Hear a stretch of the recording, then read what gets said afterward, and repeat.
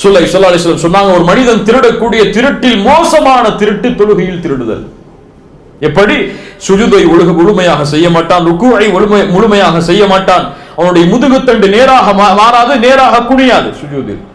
இவன் தொழுகையில் திருடுகிறான் என்று அல்லாஹ்வுடைய ரசூல் ஸல்லல்லாஹு அலைஹி வஸல்லம் சொன்னாங்க. ஒரு ரசூலுல்லாஹி ஸல்லல்லாஹு அலைஹி வஸல்லம் சஹாபி வந்தாங்க, தொழுதாங்க, நஃபிலான தொழுகை. ரசூலுல்லாஹ் சொன்னாங்க, இர்ஜி ஃபஸல்லி ஃபஇன்னக லம் துஸல்லி, திரும்பி போங்க, தொழுங்க, இன்னும் தொழலன்னாங்க.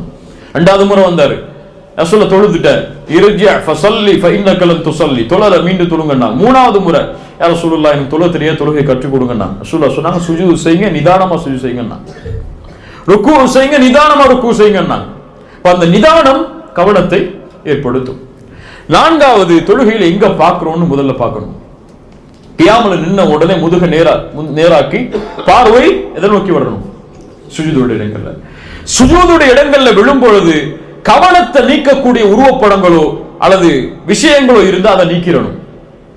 இன்னைக்கு பல மேட்டை பார்த்தா பட்டுப்புடவை மாதிரி இருக்கு, பல தொழுகை விரிப்புகளை பார்த்தா பட்டுப்புடவை மாதிரி இருக்கு, அல்லது காபாவுடைய துணி மாதிரி விரிச்சு போட்டு ரொம்ப பல பல பலன்னு மேட்டை வச்சு தொழுவது அவருக்கு சிறந்ததா இருக்கு.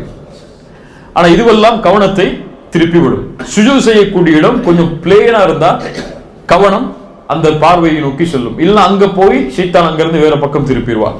இஷாராவுடைய நேரத்துல, அத்தஹியாத்துடைய நேரத்துல பார்வையை ஒரு பக்கம் ஒன்று சேர்த்தல். இப்படி பார்வையை ஒருமுகப்படுத்துதல் கவனத்தை தொழுகையில ஏற்படுத்தும்.